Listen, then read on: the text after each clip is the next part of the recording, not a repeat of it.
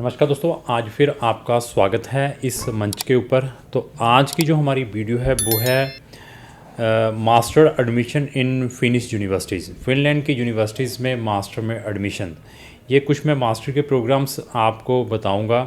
इनमें अगर आपने एडमिशन लेना है तो आप विद और विदाउट आइल्स ले सकते हैं, इवन विदाउट 2 ईयर एक्सपीरियंस। ये मैं कुछ प्रोग्राम्स बताने के लिए जा रहा हूँ। अभी मैंने बता दिया कि विदाउट आइल्स आप एडमिशन ले सकते हैं। अब मैंने अगर आपसे पैसे इकट्ठे करने हैं तो मैं 50% वाले 65% वालों को दबा एप्लीकेशनें ले लूँगा। मुझे क्या, मैंने तो अप्लाई कर दिया, एडमिशन आए ना आए। मैंने जिस तरीके से बताया है आपके माइंड में ये हो कि इन यूनिवर्सिटीज़ में उतना ही हाई कंपटीशन रहेगा अगर आप विदाउट आइल्स अप्लाई करते हैं। अगर आपने इन यूनिवर्सिटीज़ में अप्लाई करना है मास्टर प्रोग्राम्स के लिए जिसमें 2 साल के एक्सपीरियंस की रिक्वायरमेंट नहीं है, आइल्स की रिक्वायरमेंट नहीं है, तो आपने सबसे पहले अपनी कैपेबिलिटी को चेक करना है कि क्या मेरे अंदर ऐसी कैपेबिलिटी है। जो फिनिश यूनिवर्सिटीज़ हैं वो मेरी प्रीवियस एकेडमिक मैंने जो पास की है उसके अंदर मैंने इतने अच्छे जीपीए या ग्रेड लिए हैं, तो वहाँ की जो यूनिवर्सिटीज़ आपको विदाउट एनी प्रॉब्लम एक्सेप्ट करें। तो वो कैसी हो सकती हैं? अगर आपने विदाउट आइल्स अप्लाई करना है तो आपकी बैचलर की डिग्री इंटायर इंग्लिश में होनी चाहिए। तो अगस्त 2025 में अगर वो प्रोग्राम्स में पढ़ने के लिए जाना है तो आप अप्लाई कर सकते हैं विदाउट 2 ईयर्स एक्सपीरियंस।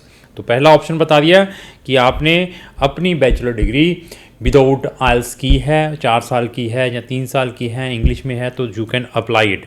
अप्लाई करना ईजी है लेकिन सिलेक्शन में बहुत कंपटीशन है।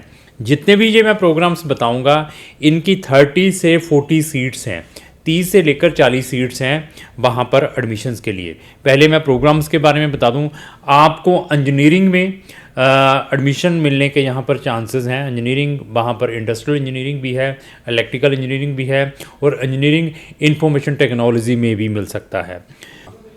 तो इसके अलावा वहाँ पर एक मास्टर का प्रोग्राम है जिसको हम master health care sports medicine, ये भी एक बहुत बढ़िया प्रोग्राम है। मैं फिर बता दूं, health care and sports medicine तो उन बच्चों के लिए है जिन्होंने अपनी बैचलर डिग्री किसी भी मेडिकल फील्ड में की है, चाहे आप MBBS है, चाहे आप फिजियोथेरेपिस्ट हैं, चाहे आप BSc नर्सिंग की है, तो इस प्रोग्राम को भी आप विदाउट आइल्स भी। तो बिजनेस में बात करते हैं, बिजनेस में फाइनेंस है, ग्लोबल बिजनेस है, स्ट्रेटेजिक बिजनेस है। ये जो डिफरेंट 3 टाइप की मास्टर डिग्रीज़ हैं, जो मैंने ये डिग्रीज़ बताई हैं, तो इनमें आप वहाँ पर एडमिशन के लिए एलिजिबल हैं विदाउट आइल्स भी। अगर आपने आइल्स किया है, इवन मैं ही यूनिवर्सिटी हूँ, तो सबसे पहले मैं प्रेफरेंस पर आइल्स वाले को दूंगा। तो आइल्स 6 बैंड 6.5 है, दोनों के दोनों एक्सेप्टेबल है। PT आपका 56 है, 60 है, 60 से प्लस है, वो भी अप्लाई कर सकते हैं। अभी सिलेक्शन के time they will give the weightage. किन बच्चों को वेटेज प्रोवाइड करेंगे? जिन बच्चों के स्कूलिंग में परसेंटेज, बैचलर डिग्री में परसेंटेज अच्छी हैं। तो अच्छी परसेंटेज मैं 70 प्लस वाले को बताता हूं कि उनकी में भी एप्लीकेशन कंसिडर हो सकती है। उसके बाद आपका मोटिवेशन लेटर, जो आपने अपना मोटिवेशन लेटर हमें प्रोवाइड किया है।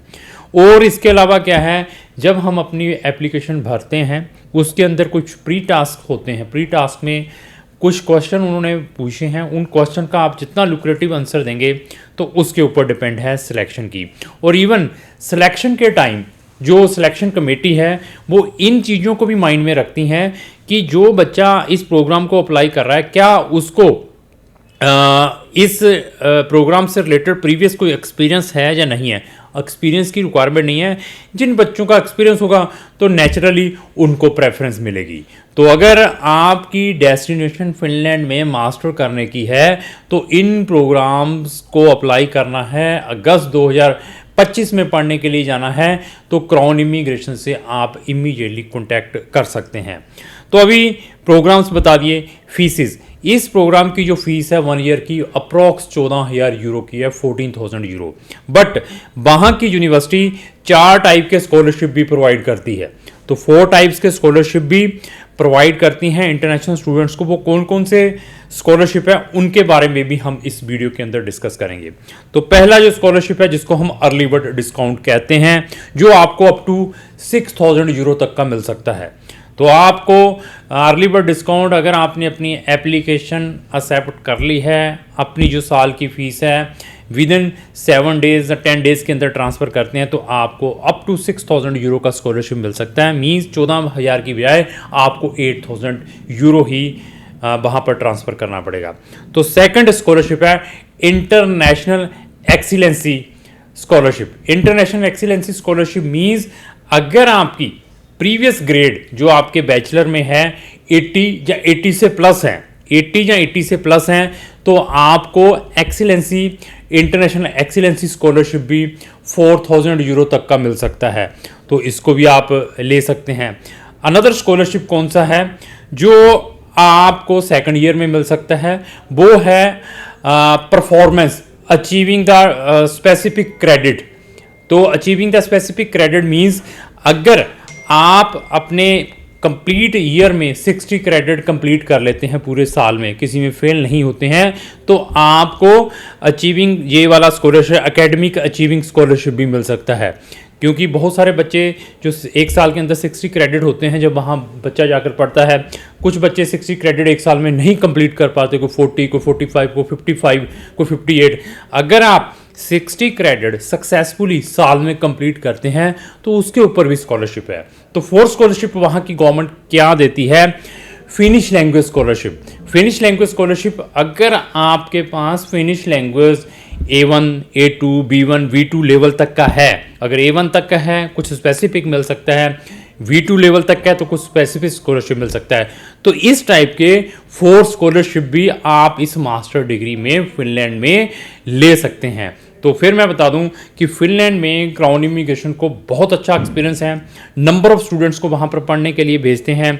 अगस्त 2025 के इनटेक ऑलरेडी ओपन हो चुके हैं। बैचलर, मास्टर, पाथवे वाले प्रोग्राम्स में अगर आपने फिनलैंड में जाना है, और फिनलैंड के जो जैन इनटेक में बच्चों ने 25 में जाना था, उनके भी जो अपना वीज़ाज़ हैं अपडेशंस आनी स्टार्ट हो चुकी हैं, वीज़ा ग्रांट होने स्टार्ट हो चुके हैं।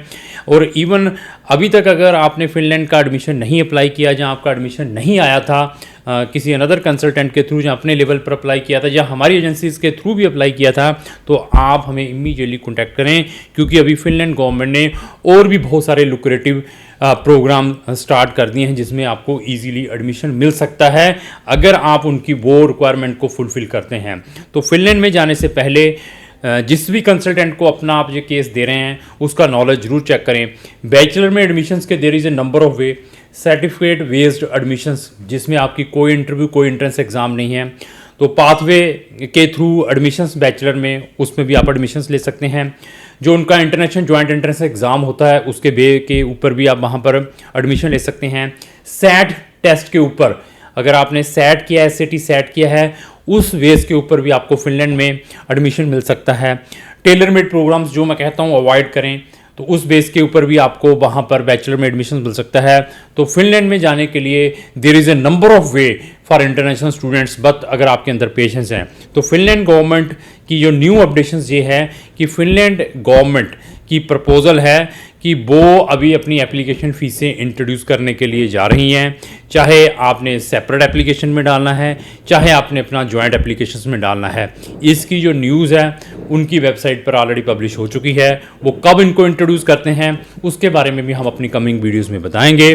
फिनलैंड का केस देने से पहले उस कंसल्टेंट का फिनलैंड से रिलेटेड नॉलेज जरूर चेक करें। नॉलेज कैसे चेक कर सकते हैं, हमारी 2 डेडिकेटेड प्लेलिस्टें हैं, study in Finland, success story of Finland, दोनों के लिंक मैंने डिस्क्रिप्शन बॉक्स में लगाए हैं। वहां जाकर आप हमारी फ्री ऑफ कॉस्ट फिनलैंड से रिलेटेड वीडियोस वॉच करें।